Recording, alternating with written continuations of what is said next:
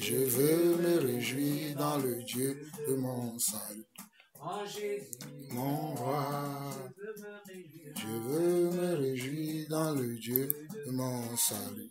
En Jésus, mon roi, je veux me réjouir dans le Dieu de mon salut.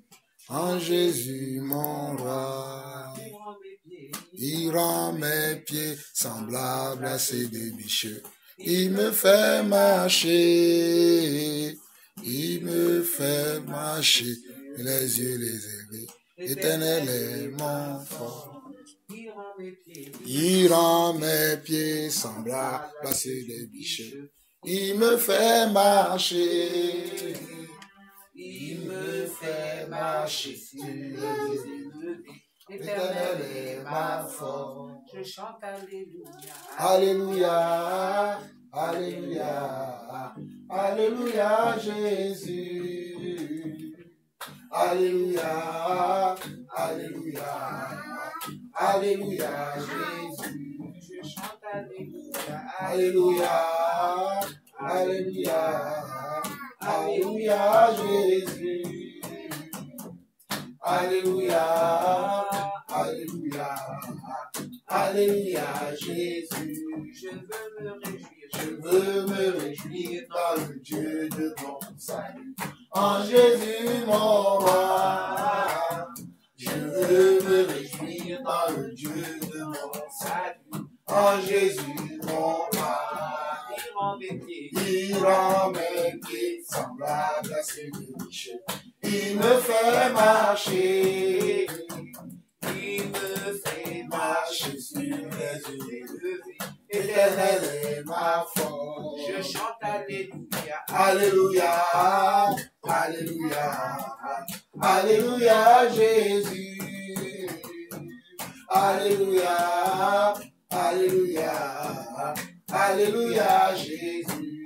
Je chante Alléluia. Alléluia, Alléluia, Alléluia Jésus. Alléluia, Alléluia, Alléluia Jésus. Ebenezer, la grâce infinie de Dieu. Souviens-toi de l'amour de Dieu. Et bénis le roi des rois. Chantons Ebenezer, la grâce infinie de Dieu. Souviens-toi de l'amour de Dieu. Et bénis le roi des rois. Ebenezer, la grâce infinie de Dieu. Souviens-toi de la grâce de Dieu. Et bénis le roi des rois. Ebenezer, la grâce infinie de Dieu. Souviens-toi de l'amour de Dieu. Et bénis le roi des rois. Ebenezer, la grâce infinie de Dieu. Souviens-toi de l'amour de Dieu. Et bénis le roi des rois. Souviens-toi de l'amour de Dieu. Et bénis le roi des rois. Souviens-toi de l'amour de Dieu. Et bénis le roi des rois. Éternel notre Dieu, nous voulons te bénir, nous voulons t'adorer, nous voulons t'exalter, nous voulons te dire merci Seigneur. Merci parce que sans toi, nous ne pouvons pas être là aujourd'hui. Sans ta protection, sans ton assistance, sans Seigneur Dieu, oh, Papa, ton esprit qui moue en l'intérieur de nous, oh ton esprit qui nous conduit, oh Papa, sans cela, nous ne pouvons pas être présents encore aujourd'hui, Papa, ici. Nous voulons te dire merci parce que tout au long de la semaine qui s'est achevée hier, tu as été avec nous. Et depuis ce matin, cette nouvelle semaine qui a démarré depuis ce matin, tu l'as entamée avec nous et nous croyons que tu la poursuivras et tu la poursuivras également avec nous. Voilà pourquoi, Éternel notre Dieu, je vais te bénir, je vais t'élever, je vais te dire merci.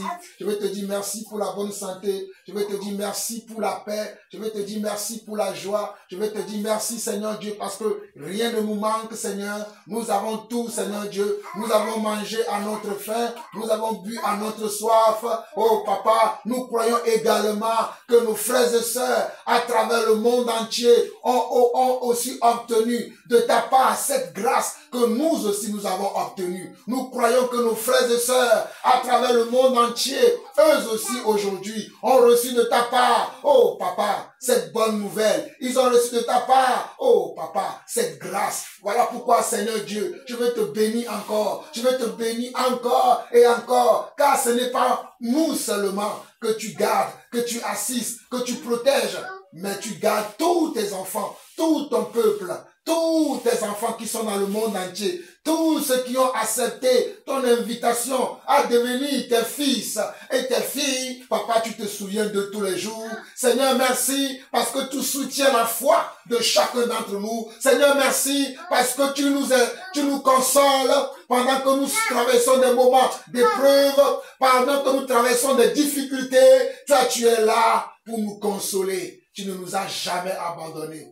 Merci pour chaque consolation que tu apportes dans nos vies. Merci pour chaque édification que tu apportes dans nos vies. Merci pour chaque épreuve dans laquelle, Seigneur Dieu, toi-même tu nous conduis, tu nous diriges. Tu ne nous as jamais abandonnés. Même dans l'épreuve, tu es là. Même dans les afflictions, tu es là. Même, Seigneur Dieu, dans les choses dans lesquelles nous-mêmes nous sommes tombés, tu nous tends encore la main pour nous relever. Oh, quel amour, Papa.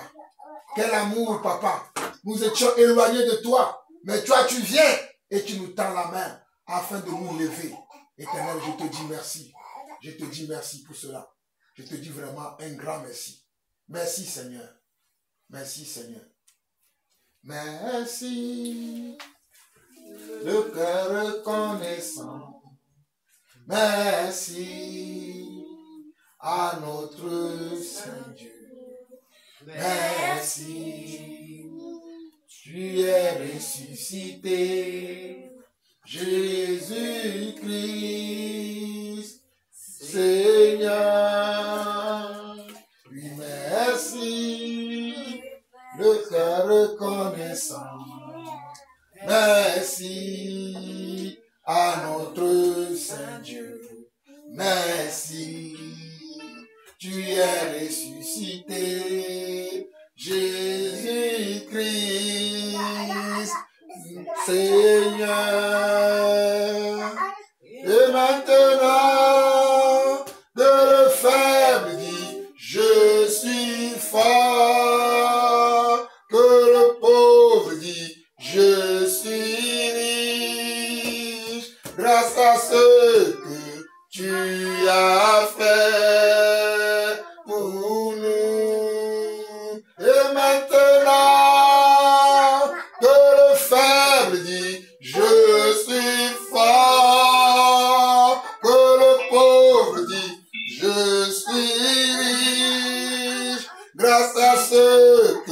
Tu as fait pour nous, merci.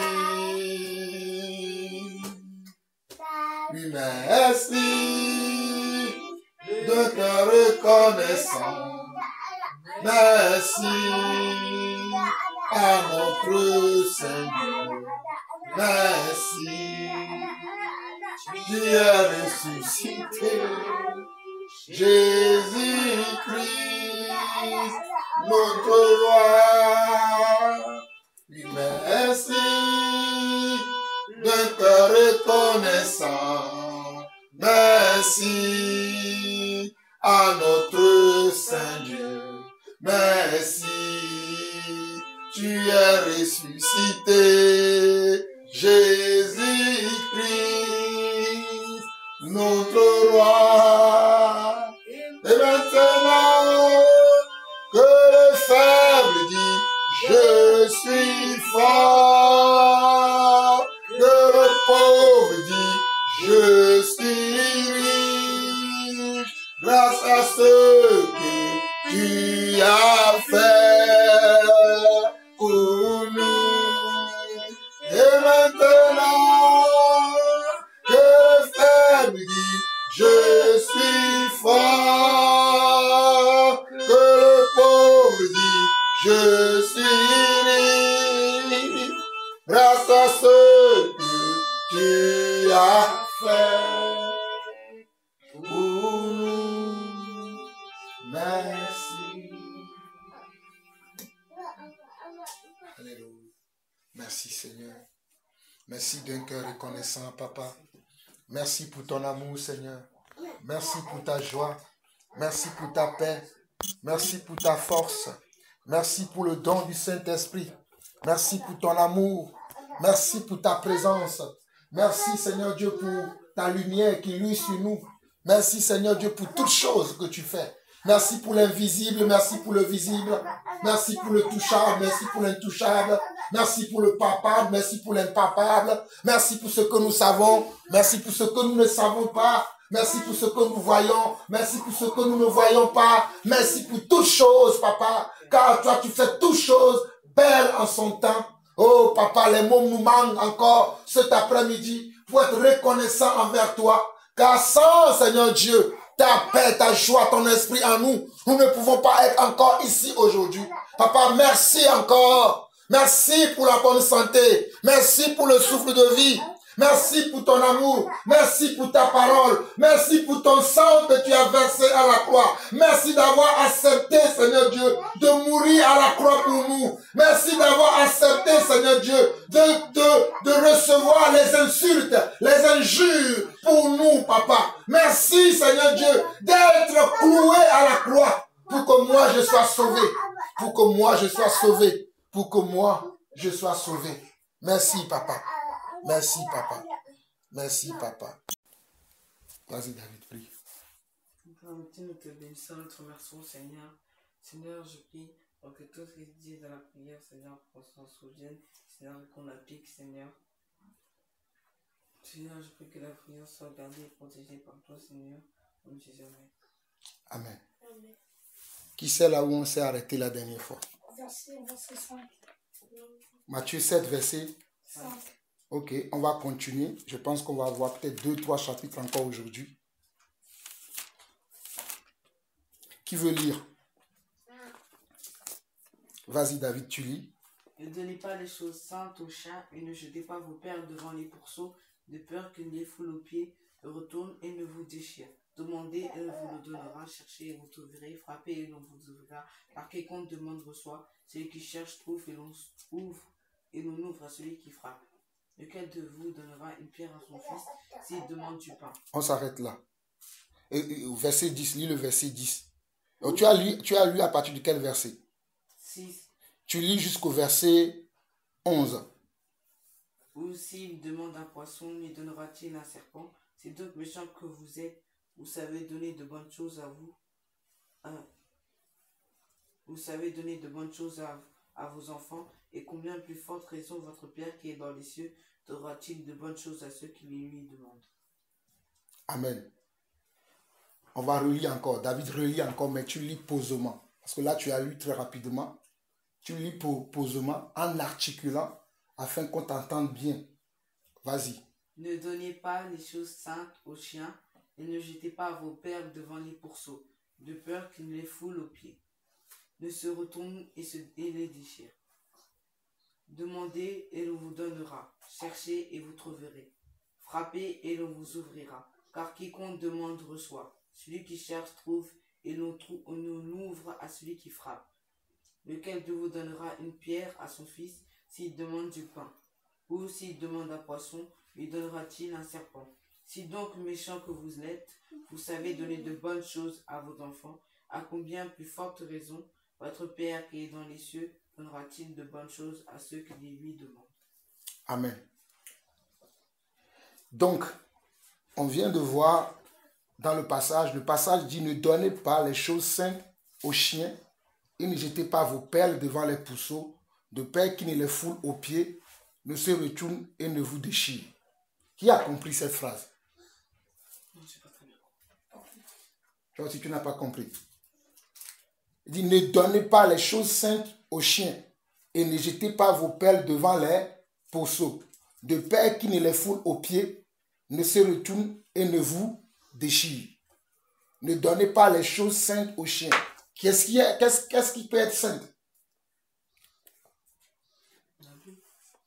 La La Bible. La Bible, oui, pas mauvais. Oui, qu'est-ce qui peut être encore saint? La foi. La foi est sainte, merci Emmanuel. L'amour. L'amour, oui. La paix. La paix, oui. La sagesse. La sagesse, Le oui. Saint-Esprit. Hein? Le Saint-Esprit. Le Saint-Esprit, La oui. miséricorde. La miséricorde, oui. Donc, toutes vos réponses sont bonnes.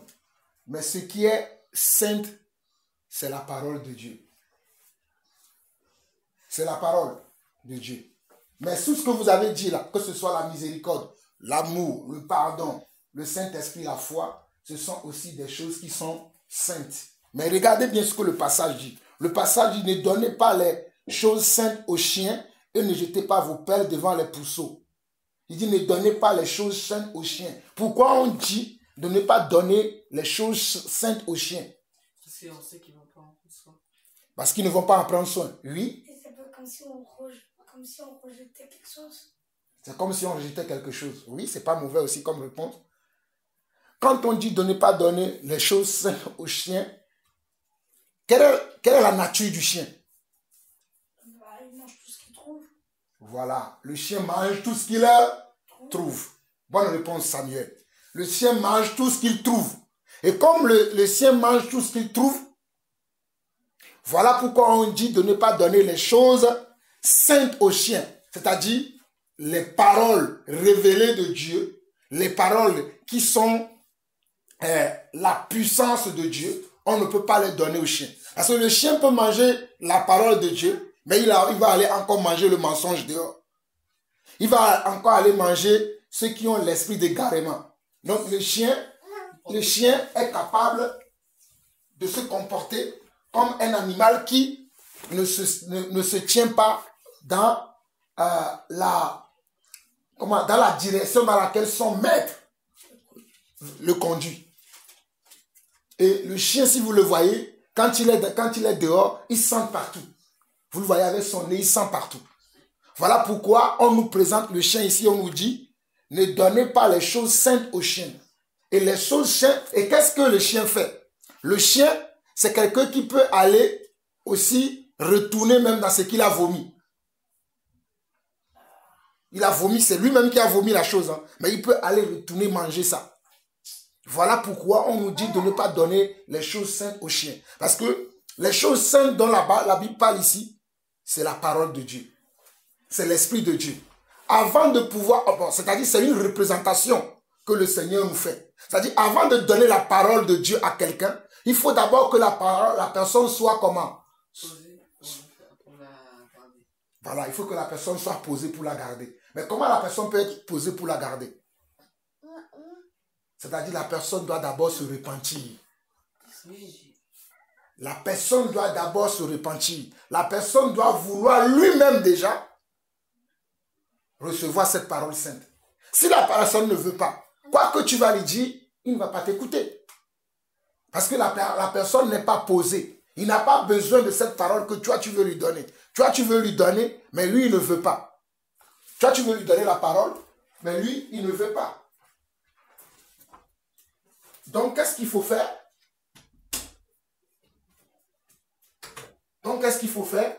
Il faut d'abord, avant que quelqu'un ne reçoive la parole de Dieu, il faut d'abord que la personne reçoive d'abord la repentance. Que la personne lui-même dans son cœur, la repentance c'est quoi? C'est que la personne dans son cœur, il demande pardon à Dieu, il change de vie et qu'il veut vivre selon le Seigneur. C'est pas le baptême ça?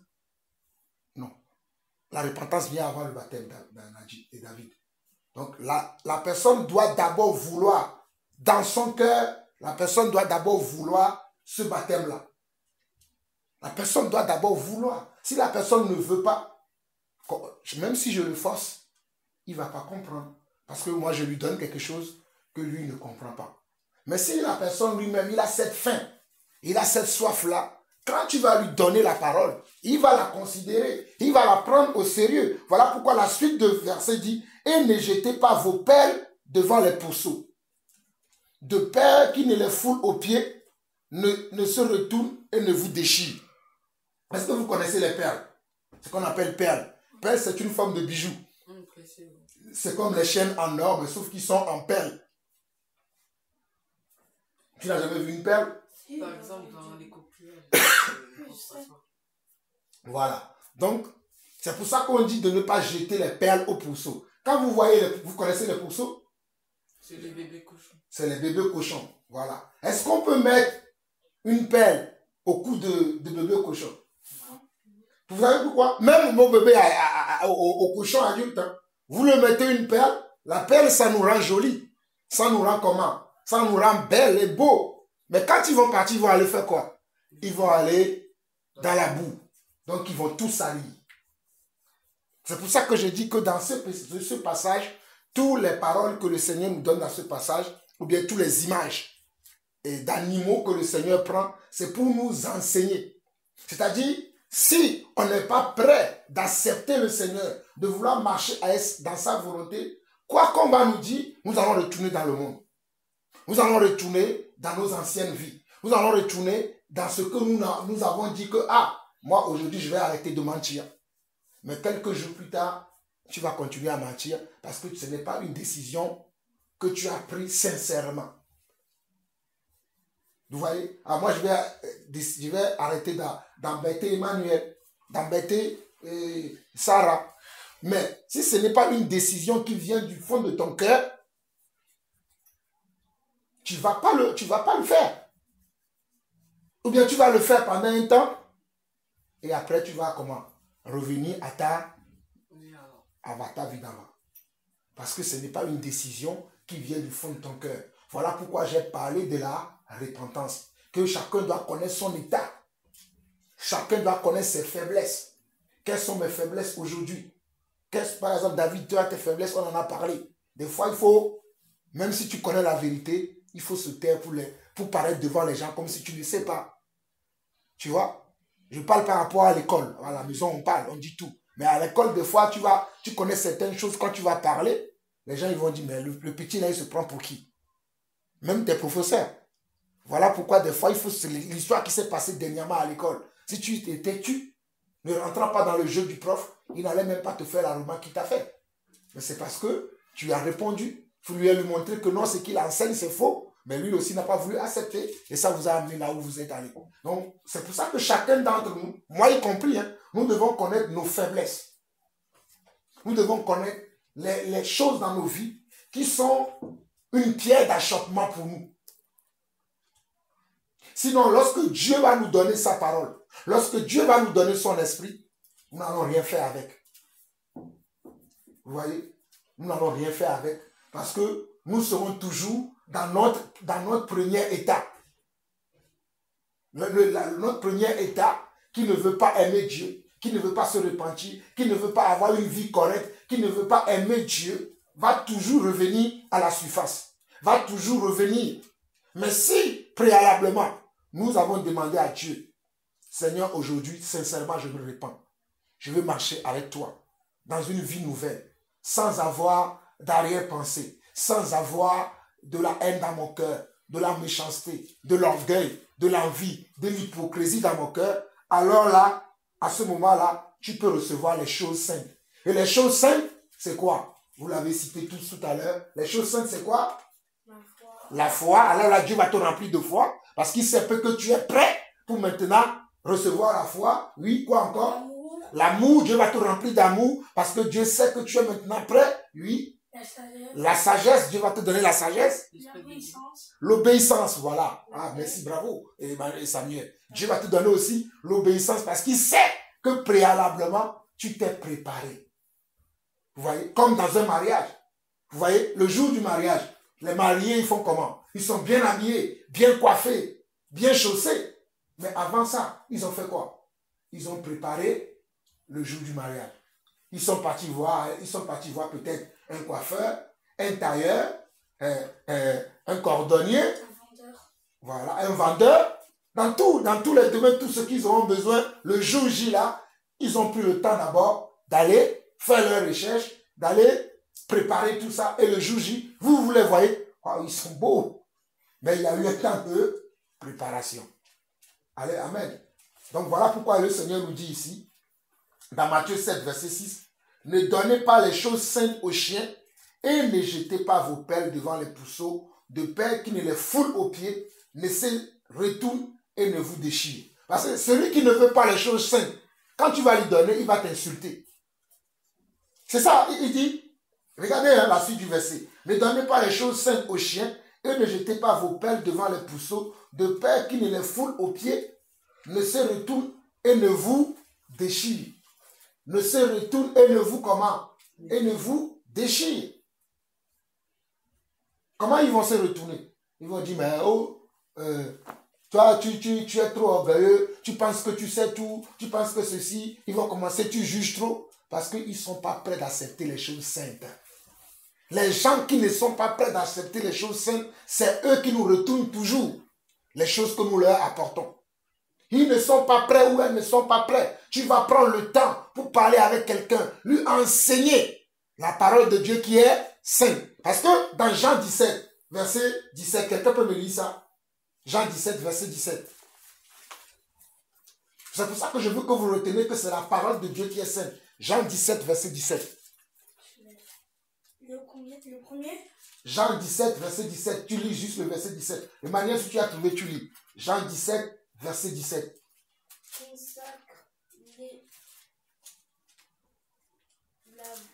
Consacre-les. Lis fort. Consacre-les par ta vérité. Ta parole est la vérité. Voilà, dans la version de la Bible, la version de Samuel, on dit consacre-les par ta vérité. Ta parole est la vérité. Tu as lu dans ta version, Samuel, Jean 17, verset 17. Vas-y, David. Sanctifie-les par ta vérité, ta parole est la vérité. Voilà, dans ma version aussi, c'est ce qui est marqué. Sanctifie-les par ta vérité, ta parole est la vérité. Donc, regardez le commencement de la phrase. Sanctifie-les par ta vérité. Et ta parole est la vérité. Voilà pourquoi je vous dis que dans Matthieu chapitre 7, le verset 6, quand on dit de ne pas jeter les choses saintes aux pourceaux, ou de ne pas donner les choses saintes aux chiens, on nous parle de quoi? On nous parle de la parole. Parce que c'est la parole qui est sainte. C'est la parole qui sanctifie. C'est la parole qui nous rend purs. C'est la parole qui change nos cœurs. C'est la parole qui change nos vies. Et c'est la parole qui change tout dans nos vies. Vous comprenez? Donc on ne peut pas donner les choses saintes à celui qui n'est pas saint. On ne peut donner que les choses saintes à celui qui est saint. Et il sera encore plus saint. S'il était à 30% de sainteté, quand on va lui donner encore, il ou elle va arriver à 40%, 50%, 60%, ainsi de suite, ainsi de suite, ainsi de suite. Mais si la personne n'est pas sainte, même si tu lui donnes quelque chose qui est saint, la personne va la jeter. Et elle sera toujours dans les pourritures dans lesquelles elle est. Amen. Maintenant, on va voir le verset suivant, le verset 7 qui dit « Demandez et l'on vous donnera. Cherchez et vous trouverez. Frappez et l'on vous ouvrira. » Vous avez compris ou pas? Oui.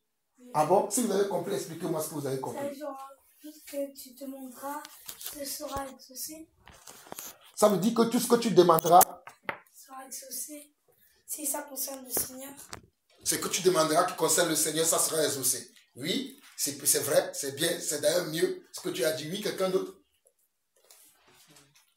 Alors, vous avez tous dit que vous avez compris, donc c'est Samuel seul qui a un exemple.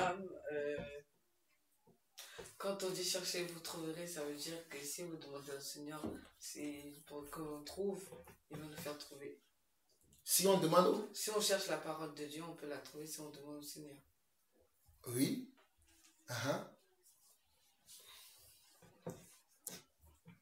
Demandez et l'on vous donnera. Ça concerne bien évidemment, bien sûr, le Seigneur, mais ça peut concerner aussi vos parents. Si tu as besoin de, peut-être tu as besoin de 1 euro pour aller acheter du jus, tu ne demandes pas à ton père ou à ta mère, tu vas fouiller dans son sac, tu prends le 1 euro toi-même, tu vas aller acheter le jus. Ça s'appelle comment? Du vol. Voilà. Voilà pourquoi on dit, demandez et l'on vous donnera. Il serait préférable que tu demandes, maman, tu peux me donner 1 euro, je vais aller acheter du jus. Papa, tu peux me donner 1 euro, je vais aller acheter du yaourt. Mais si tu le prends à l'insu de ton papa, tu n'as pas demandé. Donc c'est du vol, puisque la Bible promet que si tu demandes, on te donnera. Vous voyez? Si tu demandes, on te donnera. Mais mis à part ça, quand le Seigneur dit demandez et l'on vous donnera, il parle de lui. Ça veut dire que tous les besoins que nous avons, nous devons le lui demander. Nous devons le lui présenter. Seigneur, voici j'ai un besoin en tel domaine. Seigneur, voici j'ai un besoin en tel domaine. Voici, Seigneur, je cherche. Voilà pourquoi il ne s'arrête pas sur simplement demander et l'on vous donnera. Il dit cherchez. Des fois, tu peux demander, mais Dieu attend aussi que tu cherches. Tu as demandé, hein? Seigneur, révèle-toi à moi. Mais si tu ne lis pas la parole, comment il va te révéler à toi? Tu as demandé, Seigneur, révèle-toi à moi. Mais tu ne cherches pas aussi à ce qu'il se révèle à toi. Tu ne pries pas. Tu ne lis pas la parole. Mais si tu veux que le Seigneur se révèle à toi, malgré que tu lui as demandé que Seigneur, révèle-toi à moi, il faut également que tu lises la parole. Et quand tu vas lire la parole, le Seigneur va se souvenir que, ah, David m'a demandé, révèle-toi à moi. Alors là, un jour, tu seras en train de méditer encore la parole et le Seigneur va se révéler à toi parce qu'il voit que tu cherches également. Tu cherches à le connaître. Tu cherches à savoir comment il est, qui il est et qu'est-ce qu'il est capable de faire. Beaucoup d'entre nous, nos prières sont restées toujours à l'étape de prière parce que nous ne faisons pas des actions concrètes. Seigneur, bénis-moi. Seigneur, je cherche un travail. Mais tu n'as pas de CV que tu as envoyé. Comment est-ce que tu vas trouver le travail? David, toi qui feras bientôt le lycée.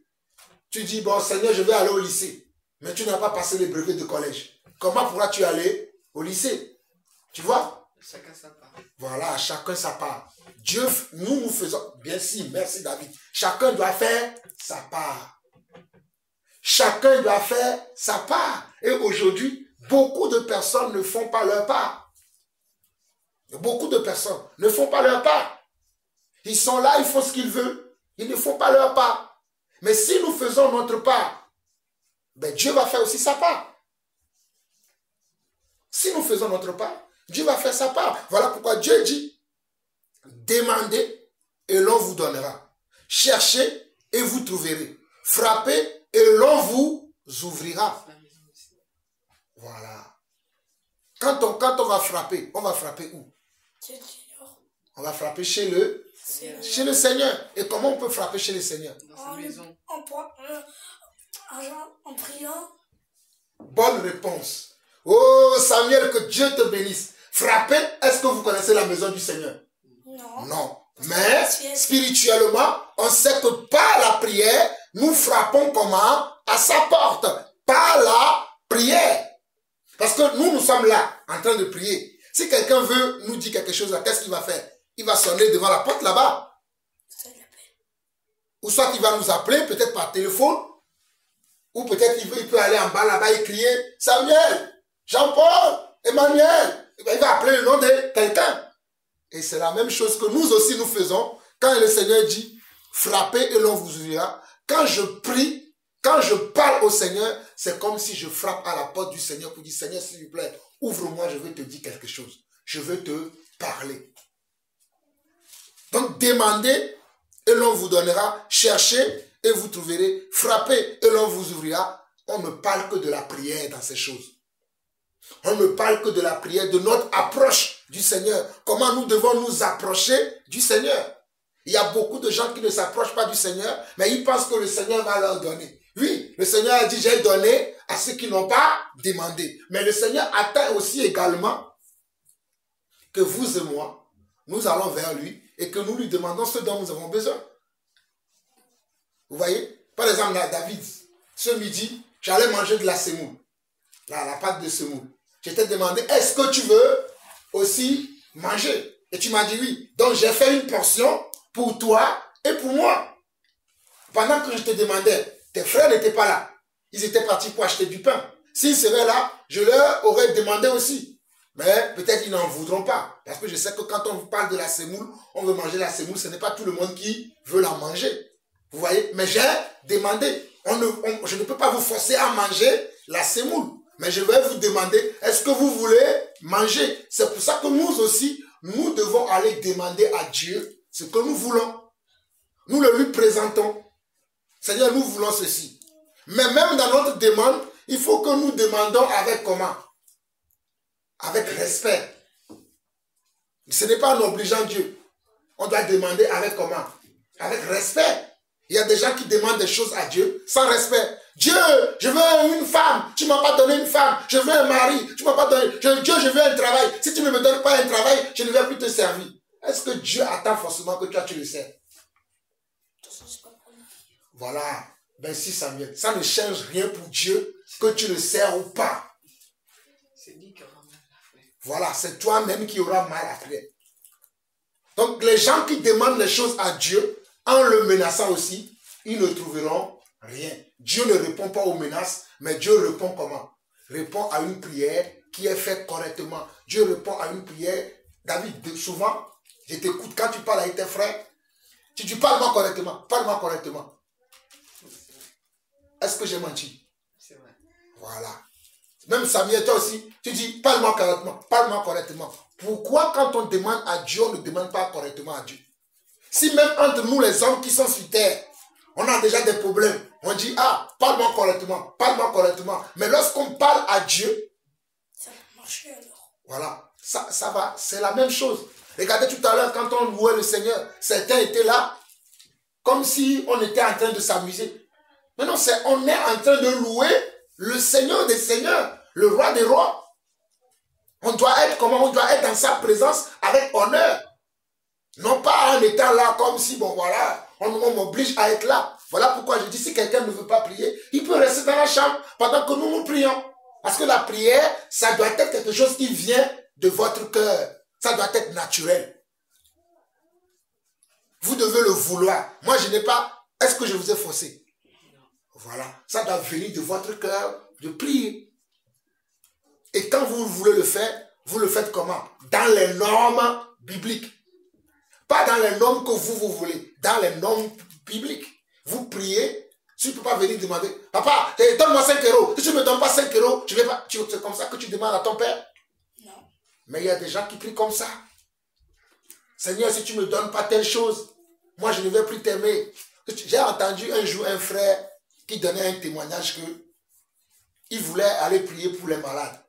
Et il dit que, Seigneur, si tu ne guéris pas le malade, je ne vais plus te servir. Et j'ai entendu certains frères qui m'ont dit que le Seigneur a exaucé sa prière. J'ai dit, mais ce n'est pas mon Dieu. Parce que le Dieu que nous servons, le Dieu auquel nous croyons, ce n'est pas un Dieu qu'on menace. On ne menace pas Dieu. Si tu penses que ce n'est pas les menaces que Dieu va t'exaucer, tu te trompes. Notre Dieu n'aime pas les menaces. Il aime qu'on vienne dans sa présence avec honneur, avec amour, avec intégrité de cœur. Mais quand nous venons avec les menaces, est-ce que Dieu va nous écouter? Non. C'est comme vous-même. Si je viens maintenant, je dis, David, donne-moi ton cahier. Je te parle, tu ne vas pas me le donner parce que je t'ai parlé avec un ton comment? Agressif. J'étais agressé. Il y a beaucoup de gens qui prient en agressant Dieu. Ils ne prient pas avec des larmes. Mais si tu viens, tu dis, Seigneur, David, s'il te plaît, est-ce que tu peux me passer ton stylo? Je vais te le passer. Samuel, est-ce que tu peux me passer ton taille-crayon? Mais si tu viens, ça fait 2 mois ta taille-crayon.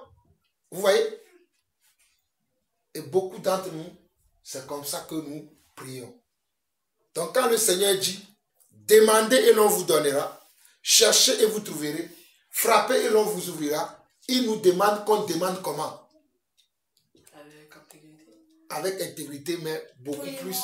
Hein? Poliment. On demande poliment, voilà. On demande poliment, gentiment.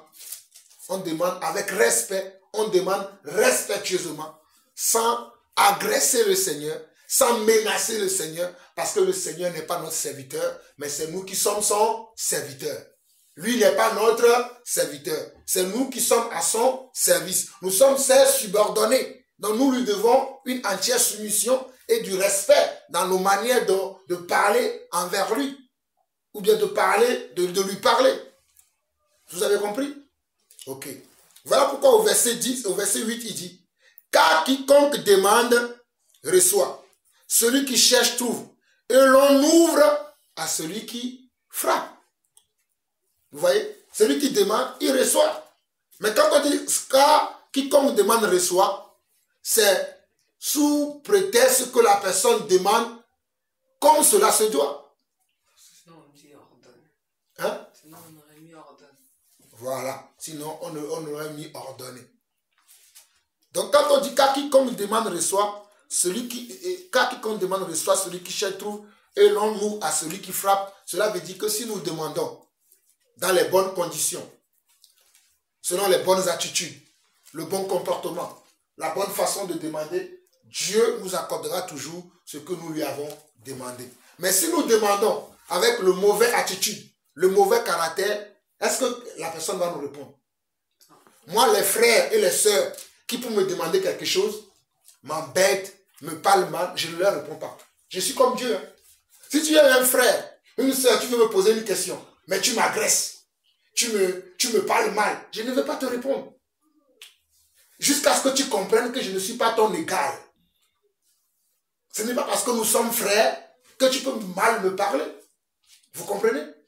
Ce n'est pas parce que nous sommes mon frère que tu peux mal te comporter envers moi. Ce n'est pas parce que je suis simple de caractère que je permets qu'on puisse parler, on puisse discuter, on peut rigoler, que ça va devenir de la familiarité. Je ne vais pas être familière envers Dieu. Donc si je ne peux pas être familière envers Dieu, je ne peux pas non plus être familière avec mon père, ni avec ma mère. Voilà pourquoi David, des fois, et à vous autres, je vous dis, surveillez votre manière de parler comment. Voilà. Surveillez votre manière de vous parler déjà entre vous et surveillez votre manière de nous parler. Parce que nous sommes vos parents. On ne parle pas n'importe comment à son père, ni à sa mère. On ne parle pas n'importe comment à ses frères, ni à ses sœurs. Mais si tu parles avec une certaine arrogance, avec une certaine parole hautaine, ton frère aussi te parlera avec une parole hautaine. Après, tu vas dire, mais pourquoi il me parle comme ça? Mais tu n'as pas regardé la manière dont toi, tu lui as parlé.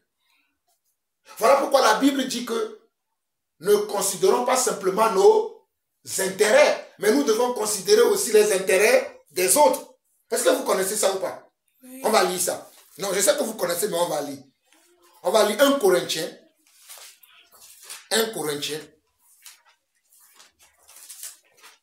Le Seigneur nous bénit. Hein? 1 Corinthiens. On va lire ça rapidement. 1 Corinthiens. On va lire 1 Corinthiens, chapitre, je crois chapitre 10.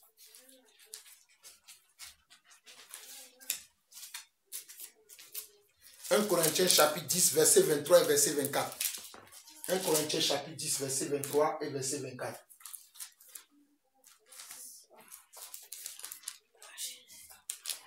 Celui qui trouve lit. 1 Corinthiens chapitre 10, verset 23 et verset 24. Oui, vas-y, lis. Nous prêchons un Messie crucifié. 1 Corinthiens chapitre 10 plutôt. J'ai dit n'importe quoi. C'est 1 Corinthiens chapitre 10, verset 23 et verset 24. Je vous exhorte, frère. Non, 1 Corinthiens chapitre 10. Tout est permis, mais tout n'est pas utile. Tout est permis, mais voilà. tout ne suffit pas. Que personne ne cherche son propre intérêt et que chacun cherche celui d'autrui. Amen. Relis encore, David. Parce que vous n'étiez pas au bon passage. Relis encore ce que tu as trouvé, David. Tout est permis, mais tout n'est pas utile. Tout est permis, mais tout ne suffit pas. Que personne ne cherche son propre intérêt, mais que chacun cherche celui d'autrui. Amen. Vous avez compris? On dit tout est permis, mais tout n'est pas utile. Tout est permis, mais tout n'édifie pas. Que personne ne cherche son propre intérêt, mais que chacun cherche celui d'autrui. Mais nous avons des gens dans l'église aujourd'hui, ils ne cherchent que leurs intérêts. Tu prêches un message. Ils vont recevoir le message. Ils ne vont pas le partager. Parce que peut-être le message ne leur a pas parlé à eux. Mais peut-être en le partageant, le message va parler à quelqu'un d'autre. Je donne un exemple. Moi, j'ai partagé un message aujourd'hui. Il y a une sœur qui a reçu le message.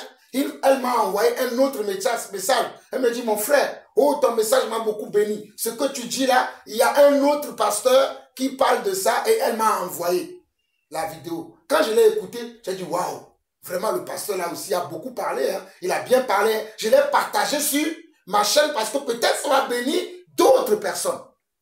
Je n'ai pas regardé qu'à mon intérêt. Moi, quand je l'ai reçu, j'ai été édifié. Je pouvais l'arrêter chez moi. Mais je me suis dit, moi aussi, je vais le partager. Donc, je fais l'œuvre d'un bon ministre de Dieu. Et nous avons des gens dans l'église comme ça. Tu vas leur dire, prie pour telle personne. Ils vont dire, moi-même, j'ai des problèmes, je ne vais pas prier pour les autres. Mais quand toi, tu ne pries pas pour les autres, comment voudrais-tu qu'on prie pour toi? Alors que toi, tu ne veux pas prier pour les autres. Voilà pourquoi il est écrit, tout est permis, mais tout n'est pas utile. Tout est permis, mais tout n'édifie pas. Que personne ne cherche son propre intérêt, mais que chacun cherche celui d'autrui. Vous savez comment on peut chercher son propre intérêt sans penser aux autres? Je ne sais pas si ça veut dire ça, mais par exemple, tu as 2 pains et tu vois quelqu'un qui n'a rien, mais tu prends quand même. Voilà. Redis ce que tu as dit, David. Tu dis fort. Parce qu'il y a des gens qui nous écoutent. Tu as 2 pains, mais au lieu de donner à la personne qui est à côté de toi qui n'a rien, tu manges. Voilà. C'est ça les gens qui ne pensent qu'à eux. David a dit, premièrement, il a dit, tu as 2 pains. Il y a quelqu'un à côté de toi qui n'a rien. Lui n'a même pas une demi-baguette. Mais toi, tu as deux gros baguettes de pain. On veut te donner un 3e. Tu n'as pas dit, bon, non, ne me donnez pas. Donnez à celui qui n'en a rien. Mais tu prends encore ce pain-là, plus les 2 pains que tu as, alors qu'il y a quelqu'un à côté de toi, lui n'a rien. Et nous avons des frères comme ça dans l'église. Nous avons des sœurs comme ça dans l'église. Tu vas leur parler des problèmes de leurs frères, de leurs sœurs, et ils vont être indifférents. Ça ne va rien leur dire. Tout ce qu'eux ils veulent, toi tu pries pour eux. Tu passes ton temps avec eux. Mais les autres, ça ne leur dit rien. Les gens comme ça, vous savez ce que je fais? Je les ignore. Parce qu'ils n'ont pas encore compris l'évangile que nous prêchons. C'est comme toi et tes frères. David, tu as demandé, papa, donne-moi des bonbons. Je t'ai donné 2 bonbons. En regardant dans la boîte de bonbons, il ne restait que 2. Maintenant, il y a ton frère qui vient. Il dit, ah papa, moi aussi je veux. Je dis, il n'y a plus rien. Normalement, je ne dois pas te demander, David, donne un bonbon à ton frère. Mais toi-même, tu dois penser que, ah, comme il n'y en a plus, mais moi j'ai reçu 2, je suis tout seul, je vais lui donner comment? Un bonbon. Et si tu n'avais reçu qu'un seul, tu le divises comment? En 2, tu lui donnes. Voilà. Voilà pourquoi la Bible nous dit que personne, 1 Corinthiens chapitre 10, verset 23-24 dit que personne ne cherche son propre intérêt. Et on a dit tout est permis. Tout est permis. Hein. Si tu ne veux pas donner, on ne va pas te forcer à donner. Voilà pourquoi on dit que tout est permis. Tu ne veux pas donner, on te laisse.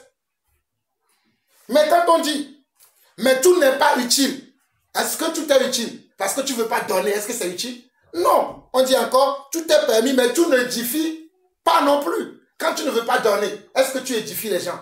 Non, tu n'édifies pas. Vous savez, nos enseignements comme ça, là, nous sommes en train de bénir beaucoup de personnes. Vous ne pouvez pas imaginer. Quand nous sommes là comme ça, je vous pose des questions. Vous répondez. Quand nos frères et sœurs qui n'ont pas accès à des cultes comme ça, ils réécoutent, ils sont bénis. Et nous sommes en train de les édifier.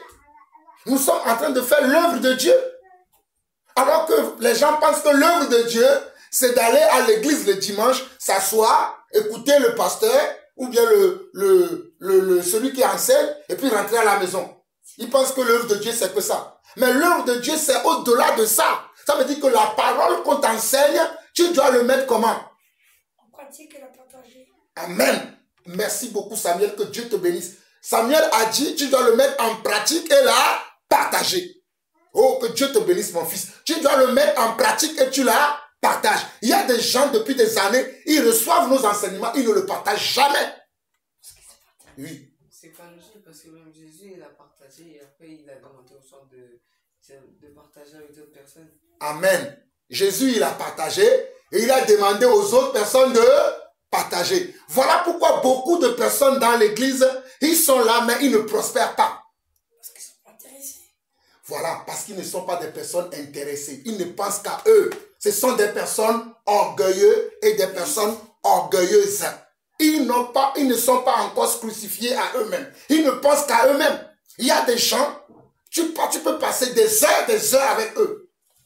Mais dès qu'il y a quelqu'un d'autre qui t'appelle, tu prends le temps de parler avec d'autres personnes, ils vont s'énerver, ils vont me dire, mais j'appelle le frère, il ne me répond pas. Mais il ne sait pas si tu es occupé avec quelqu'un d'autre. Ils ont oublié également que nous avons une famille.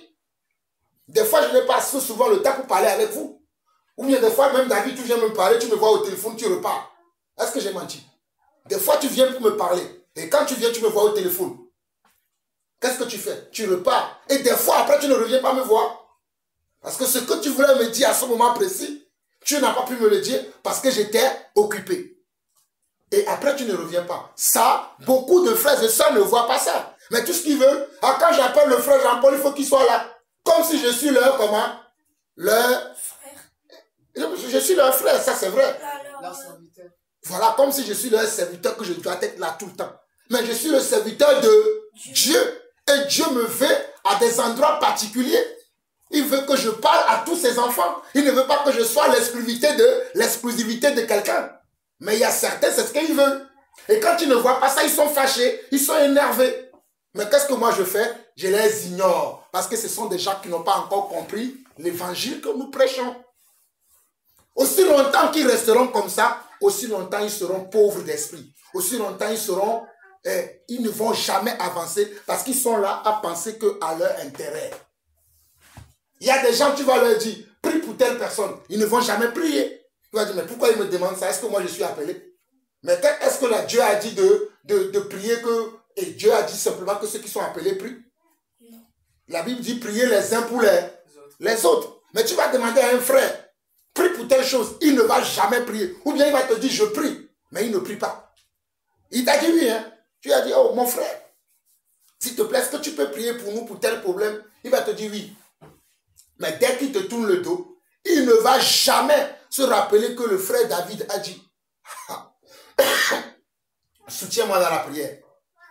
Parce que pour lui, tu enseignes tellement bien, tu te dis que tu es serviteur de Dieu. Pourquoi lui aurait besoin de prier pour toi? Mais même l'apôtre Paul, dans toutes ses lettres, il va toujours dire priez pour moi. Priez pour moi comme moi aussi je prie pour vous. Donc on ne doit pas regarder que notre porte, mais on doit regarder devant la porte des autres aussi. On doit être intéressé des problèmes des autres. Celui qui est là, qui ne parle que de ses problèmes, il n'est pas encore, comment? Il n'est pas encore compris l'évangile. Parce que Jésus a dit, portez les fardeaux les uns les autres. Je dois porter tes fardeaux, tu dois porter les miens. Vous savez, hier on a appris une nouvelle. Hier on a appris que mon oncle, M. Martin, il était à l'hôpital. Je suis parti pour le voir, pour prier pour lui. Je suis revenu à la maison, j'étais encore au téléphone avec des gens. Et le soir, qu'est-ce que ma maman m'a dit? Il a perdu son oncle. Vous voyez? Tout ça là, les autres, est-ce que j'ai appelé quelqu'un qui prie pour moi? Non. Parce que j'ai confiance en Dieu que Dieu va le faire. Mais toutes ces choses-là m'ont occupé. Me prendre le temps, parce qu'il faut parler, il faut discuter. Quand je suis parti, j'ai prié. Mais pourtant, hier dans la journée, Dieu seul sait combien de nombre de fois j'ai prié et toutes les personnes pour qui j'ai prié hier. Donc si je vous donne ces détails, c'est pour que vous là, vous fassiez attention de ne pas regarder qu'à vos intérêts. Et souvent je vois ça. Même quand on veut vous mettre un film, un dessin animé. Emmanuel il va dire, moi je vais regarder, supposons, moi je vais regarder Tintin. Oh Samuel, tu dis non, moi, Tintin là on a déjà vu la dernière fois. Moi je vais regarder aujourd'hui David. Et David lui aussi dit, regardez, je vais regarder Abraham. Mais si vous trois, vous n'êtes pas d'accord, alors que vous avez une seule télé, est-ce que sur la seule télé, on peut la diviser pour que quelqu'un écoute et regarde Tintin, l'autre il regarde Abraham, l'autre il regarde David? Chacun son tour. Voilà. On met chacun à son tour. Bonne réponse. Chacun à son tour. Même si tu n'aimes pas Tintin, à cause de ton frère qui lui veut regarder Tintin et que la Bible dit de ne pas considérer nos intérêts, tu vas supporter et tu vas regarder Tintin avec lui. Après lui aussi, quand on va mettre David, même si lui aussi n'aime pas David, il va regarder David avec toi. Ainsi de suite, ainsi de suite. C'est ça ce que cette parole veut dire ici. 1 Corinthiens 10, verset 23, 24. David relit encore. Tout est permis, mais tout n'est pas utile. Tout est permis, mais tout n'édifie pas. Que personne ne cherche son propre intérêt, mais que chacun cherche l'intérêt d'autrui. Voilà. Que cela soit notre devise.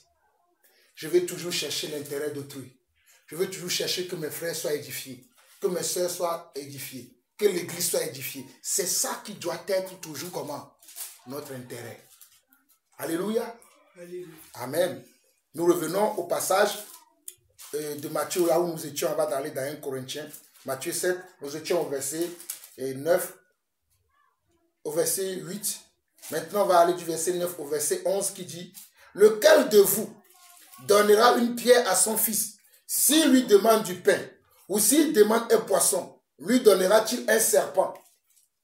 Si donc, méchant comme vous l'êtes, vous savez donner de bonnes choses à vos enfants, à combien plus forte raison votre Père qui est dans les cieux donnera-t-il de bonnes choses à ceux qui les lui demandent?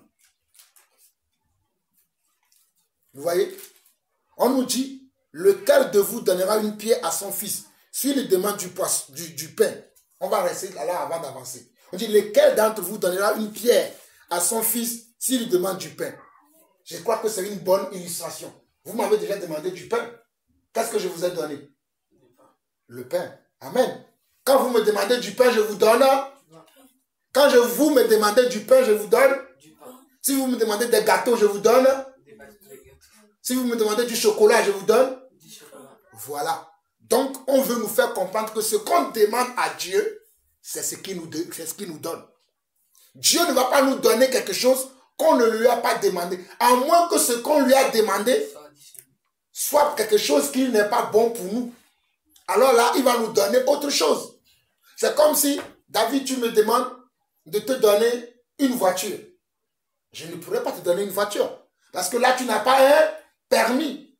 Tu ne sais pas conduire. Non seulement tu n'as pas le permis, et tu ne sais pas non plus conduire. Par contre, je peux te donner un vélo. Parce que tu sais conduire un vélo. Tu m'as demandé une voiture, mais moi, je vais te donner un vélo parce que je me suis dit, David, là, il ne sait pas encore conduire. Il n'a pas encore le permis. Donc, je ne peux pas lui donner une voiture.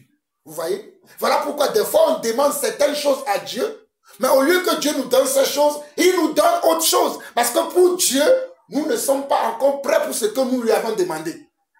Ou bien ce que nous lui avons demandé, ce n'est pas encore pour nous. Parce que s'il nous donne cette chose-là, ça va nous tuer. Imagine que David, tu me demandes une voiture. Je te donne la voiture. Mais toi, tu ne sais pas conduire. Tu prends la voiture, tu veux conduire. Qu'est-ce que tu vas faire? Tu vas aller partout, après tu vas faire un accident et tu vas mourir. Voilà. Tu vas aller cogner un arbre, tu vas aller cogner quelque chose, tu vas faire un accident et tu vas mourir. Qui a la faute? Qui a qui la faute?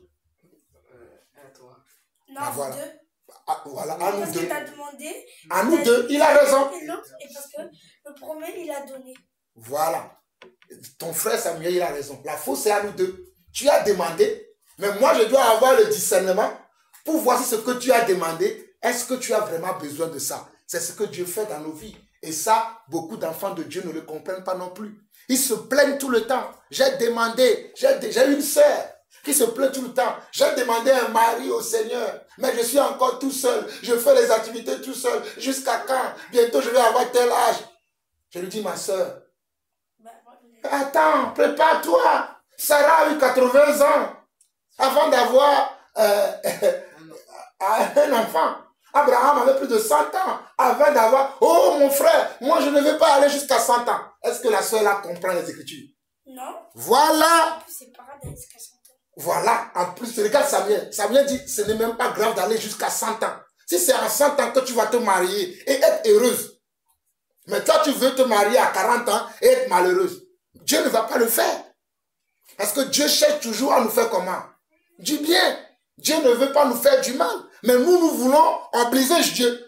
Nous pensons que Dieu, c'est notre copain. Si je dis Dieu, viens ici, il faut qu'il soit là. Il y a peut-être aussi que le Seigneur ne veut pas que tu te maries. Voilà.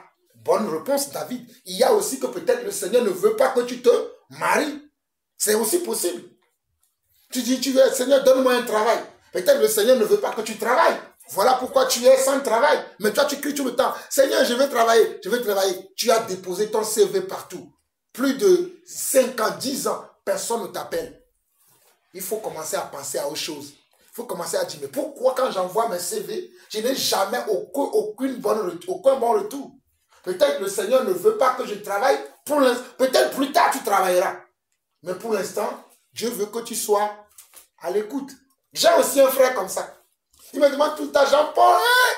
Et comment tu fais? Et Dieu t'utilise puissamment, hein? Et dis-moi ton secret. Je lui dis mon secret, mon frère. Je passe mon temps à prier et à lire la Bible. Je dis, tu as aussi fait pareil. Lui ne veut pas, mais il veut être utilisé comme moi. Comment il ne peut pas? J'ai un frère comme ça. Tout le temps, il me demande, oh mon frère, waouh, Dieu t'utilise, hein? Mais dis-moi ton secret. Même des fois, même je lui dis, viens avec moi, tu vas voir comment je fais. Le frère n'est jamais venu. Parce qu'il n'a pas envie. Voilà. Parce qu'il n'a pas envie, mais il veut avoir le fruit. Là, c'est la même chose. Voilà. Il n'a pas fait sa part. Il n'a pas fait sa part, mais quand il me voit, pendant ma manière dont moi je prêche, je suis tout le temps à l'œuvre, ça l'encourage, ça l'édifie. Mais il ne veut pas payer le prix que moi, je paye. Il ne veut pas payer le prix que moi, je paye. Il y a un prix à payer pour tout. Parce qu'il ne veut pas travailler. Voilà. Il ne veut pas travailler. Le travail, c'est ça qui fait l'homme.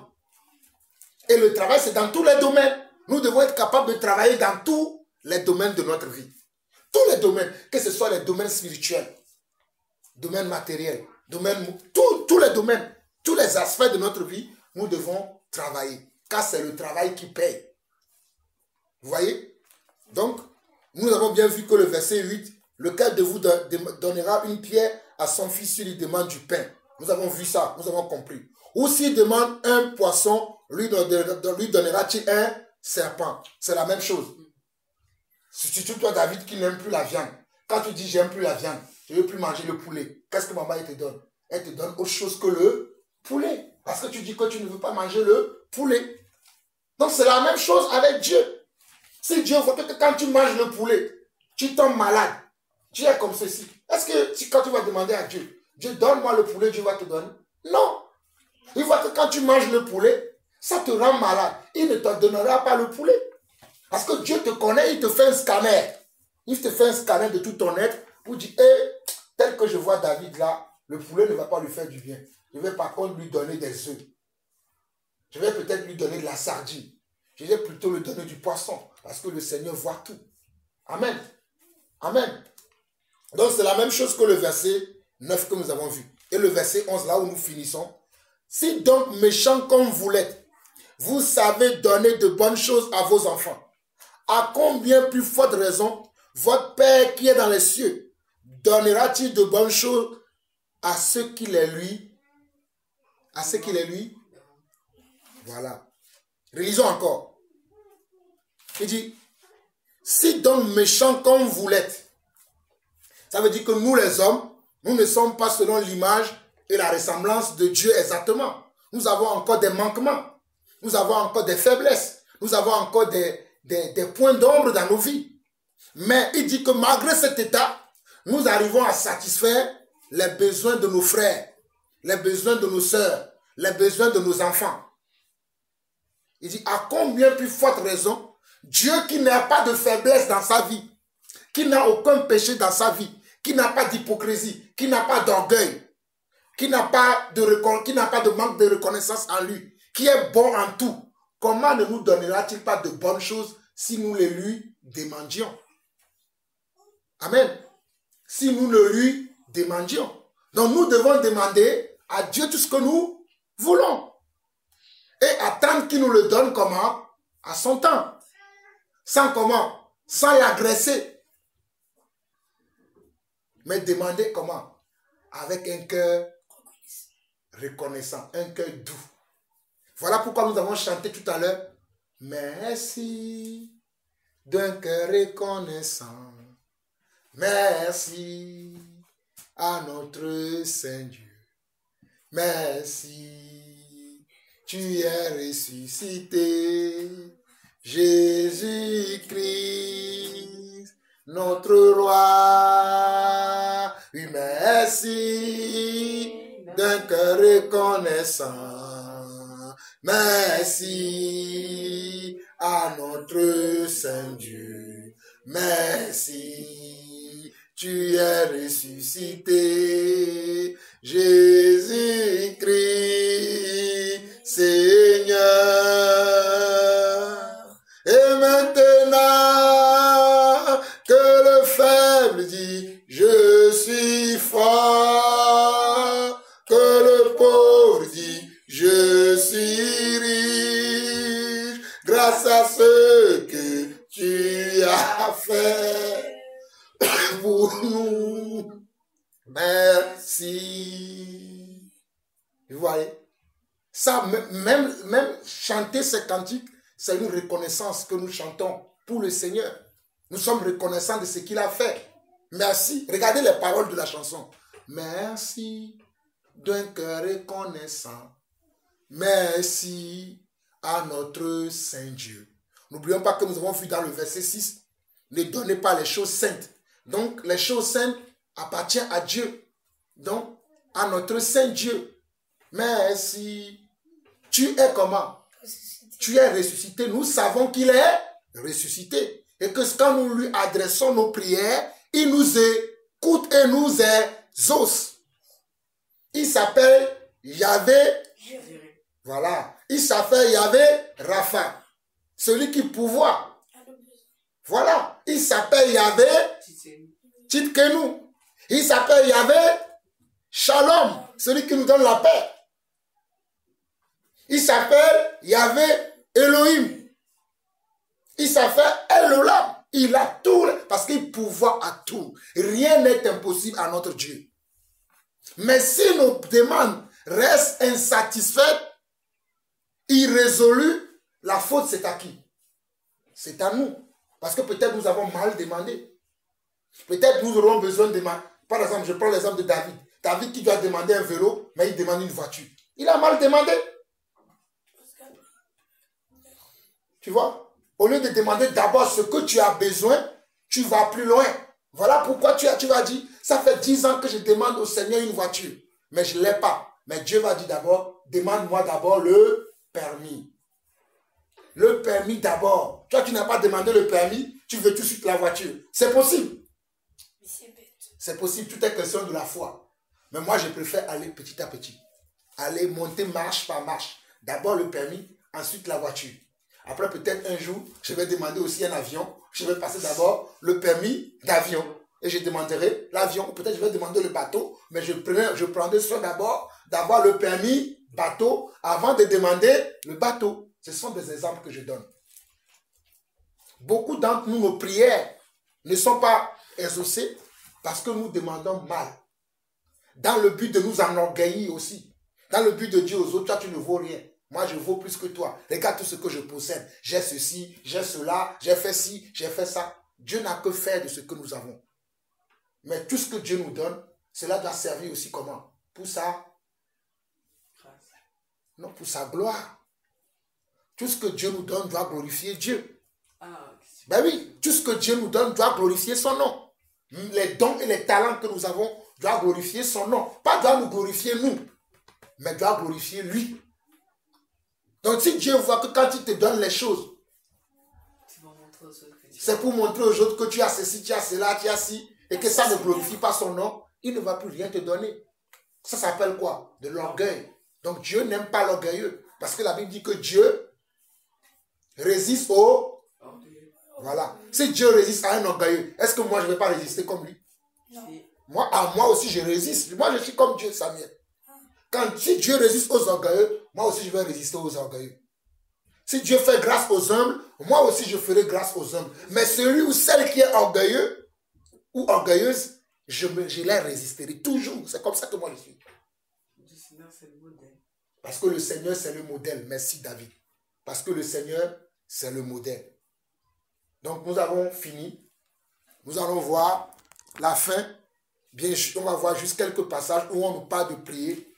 les uns pour les autres. Amen. Sinon, on a fini. Hein. Bon, on a partagé ça tout à l'heure. Je ne vais pas vous garder encore. On a vu ça tout à l'heure. Peut-être on verra ça la dernière fois. La prochaine fois, quand on va reprendre ce passage-là, on va commencer par les passages qui demandent que nous devons prier les uns pour les autres. Et qu'on doit partager ce qu'on a aussi. Quand on dit demander, frapper, tout ça là concerne aussi la prière et le partage. Ce que vous avez reçu aujourd'hui là, vous devez être capable, vous aussi, de le partager avec d'autres frères. Ça ne veut pas dire aussi qu'il faut demander aussi plusieurs fois. Si on demande plusieurs fois que ça ne va pas donner, c'est parce qu'il a une raison. Voilà. Voilà, Samuel a raison. Ça, si on demande, et le Seigneur ne donne pas, c'est peut-être qu'il y a une raison. Oui, mais peut-être qu'il faut persévérer. Mais oui, mais peut-être aussi il faut persévérer. Toujours est-il que si tu ne réponds pas, il faut toujours persévérer.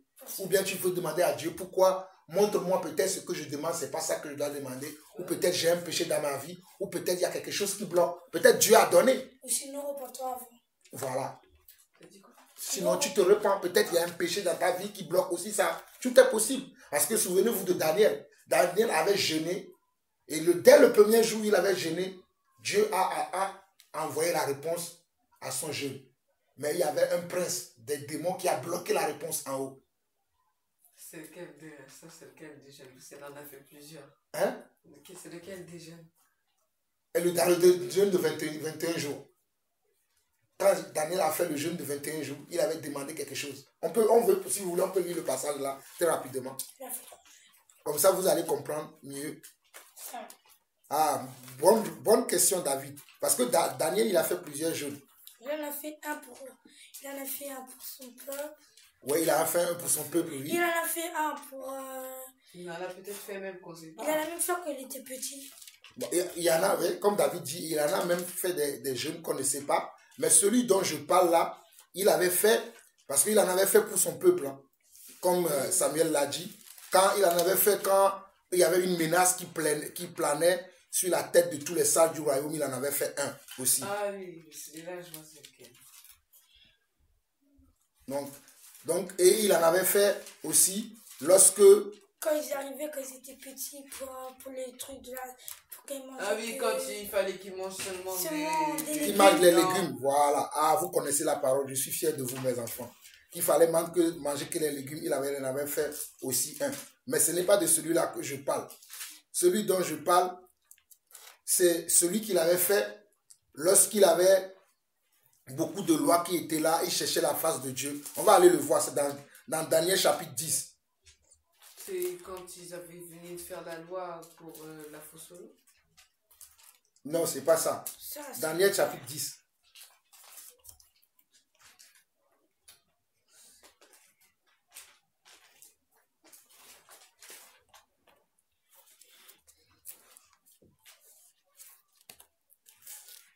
Daniel chapitre 10. Vous y êtes? C'est quoi avant Daniel? Daniel, tu dois voir Ézéchiel et après c'est Daniel. C'est entre Ézéchiel et Osée. Daniel, c'est entre le livre d'Ézéchiel et d'Osée. Et chapitre 10, on va lire du verset 1 au verset 3. Et après, on va aller dans le verset où il a eu la réponse. Le chapitre 10, c'est la page 684. Oui, comme tu as la même Bible que Samuel dit que c'est la page combien? 684, voilà. C'est bon, Daniel chapitre 10. Donc, on va lire du verset 1 au verset 3. La 3e année de Cyrus, roi de Perse, une parole fut révélée à Daniel qu'on nommait Belthazar. Cette parole qui est véritable annonce une grande calamité. Tu vois, David, c'est pour ça que quand tu disais tout à l'heure, est-ce que j'ai dit c'est pas ça? La parole qu'il avait reçue, la parole annonçait comment? Une grande calamité. Il fut attentif à cette parole et il eut l'intelligence de la vision. En ce temps-là, moi, Daniel, je fus 3 semaines dans le deuil. Dans le deuil, c'est dit dans le jeûne. Je ne mangeai aucun mets délicat et il n'entra ni viande ni vin dans ma bouche et je ne moignis point jusqu'à ce que les 3 semaines soient accomplies. Vous voyez?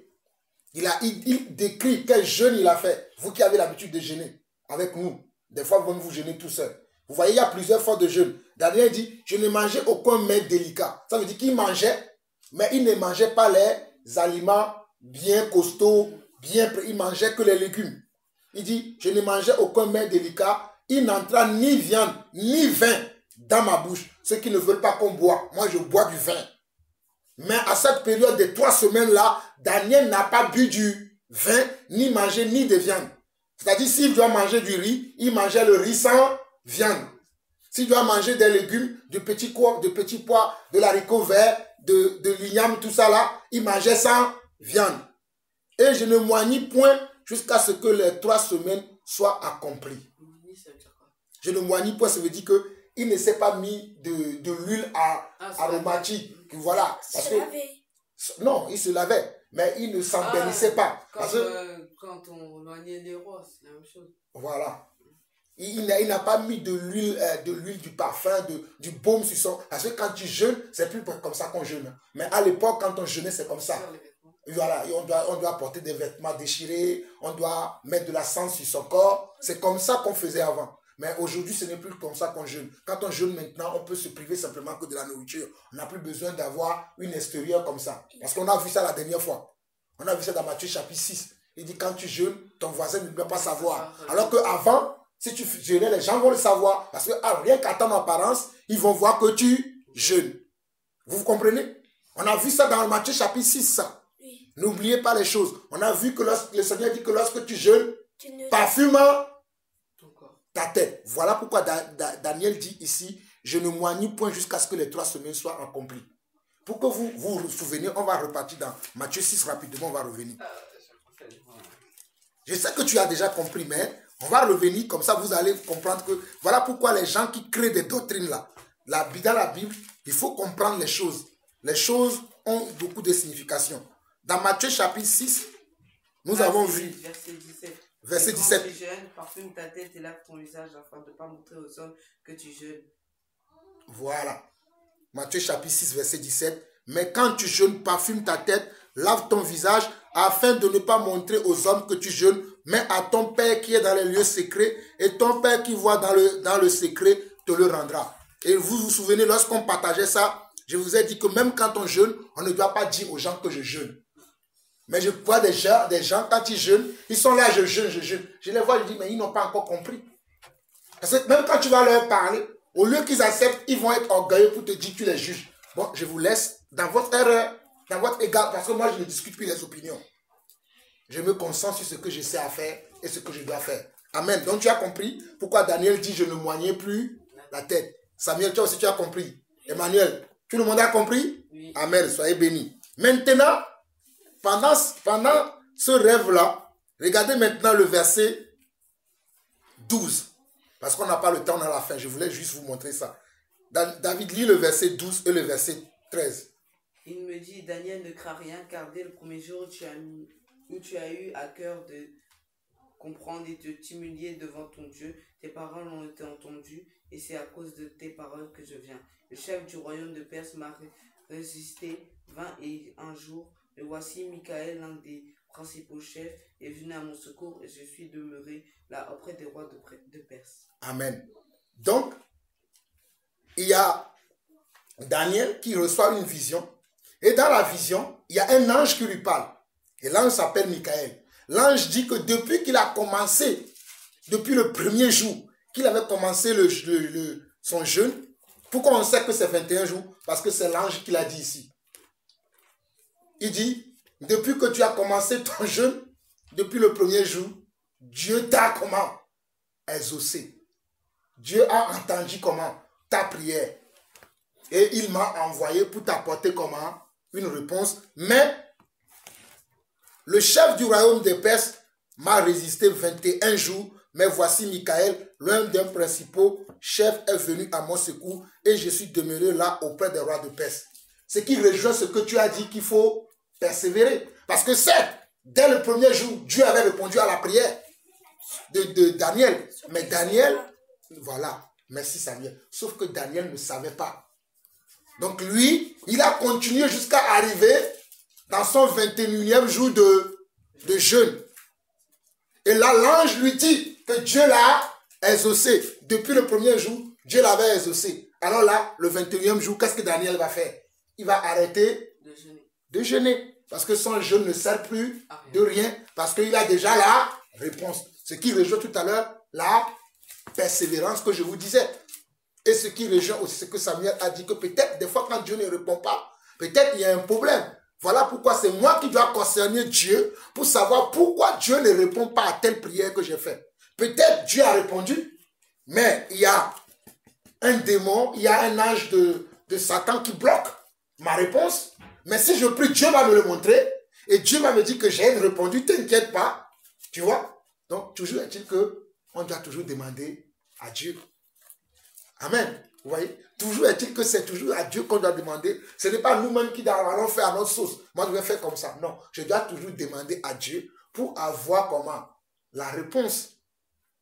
Et je dois demeurer aussi dans la persévérance. Parce que c'est la persévérance qui paye. Imaginez que Daniel n'aurait pas persévéré.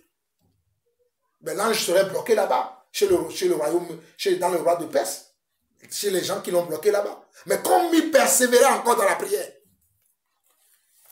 Regarde, lisons encore le verset 12, le verset 13. Il me dit, Daniel, ne crains rien. Dès le premier jour où tu as eu à cœur de comprendre. Regardez, Daniel avait à cœur de comprendre ce qui se passe. Nous devons avoir à cœur de comprendre. Et regardez la suite. Et de t'humilier. Voilà. Les gens ne veulent pas s'humilier. On a parlé aujourd'hui de quoi? De l'orgueil. L'orgueil précède la chute.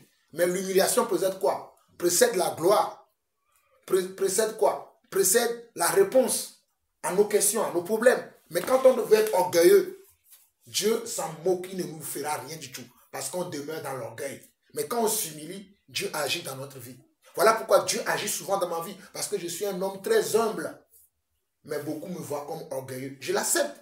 Si ma conscience ne me condamne pas, est-ce que je vais me condamner pour autant? Non.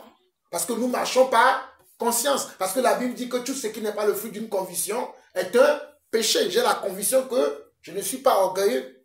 Parce que si je serais orgueilleux, Dieu va me le montrer. Mais quand on est orgueilleux, on ne prie pas beaucoup. Ben oui, même celui qui est orgueilleux, il dit qu'il ne va pas prier. Parce que pour lui, il n'a pas besoin de prier. Voilà. Lui, il est plus fort que Dieu. Dieu ne lui répond pas. À quoi bon il va encore le prier? C'est un orgueilleux qui réfléchit comme ça. Très bonne réponse, Samuel. Il dit, ben, je suis plus fort, je prie, Dieu ne me répond. Pourquoi je vais prier? Parce qu'il est dans l'orgueil. Mais celui qui n'est pas orgueilleux, il prie tout le temps. Parce qu'il sait qu'il a besoin de Dieu. Il dit, Seigneur, s'il te plaît. Oh Seigneur, s'il te plaît. Souvenez-vous, on va voir ça la prochaine fois. On va finir, on verra ça la prochaine fois. Verset 13, il dit, le chef du royaume de Perse m'a résisté 21 jours. Mais voici Michael, loin des principaux chefs, est venu comment? À mon secours. Et je suis demeuré là auprès des rois de Perse. Donc nous voyons bien par là que il faut prier, il faut persévérer, il faut demander. Et ce qu'on demande à Dieu, Dieu nous le donne. Amen. Amen. On continuera la prochaine fois. Qui veut prier? Samuel, vas-y, prie. Éternel Dieu, tu bénisson ton ancien. C'est beau, j'ai fait des petits gâteaux d'hypothèse. Depuis que la semaine va de commencer, c'est possible bien. Depuis que tout ce qu'on va partager au routien, que ça se soit gravé dans la mémoire, qu'on ne soit pas orgueilleux, qu'on ne pense pas qu'à nous. On vient se Amen. Amen. Amen. Qui d'autre veut prier? Non? Bon, je vais. Vas-y. Éternel Dieu, te bénissons, nous te remercions, Seigneur. Seigneur, je fais pour tout ce qu'on a entendu, Seigneur, sur l'orgueil, sur la prière, Seigneur.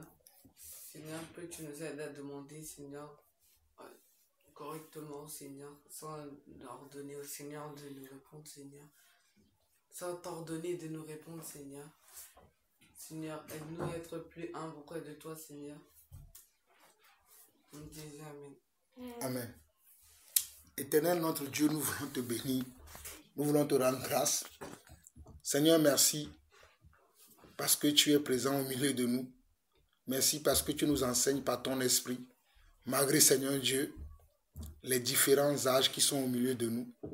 Avant toute chose, Papa, nous voulons te demander pardon. Pardon si nous avons attristé le Saint-Esprit. Pardon si parfois nous sommes orgueilleux. Pardon si parfois nous ne regardons qu'à nous-mêmes, nous ne regardons pas les intérêts de nos frères, de nos sœurs, de nos familles. Seigneur, nous ne voulons plus être comme ça. Nous voulons être comme toi.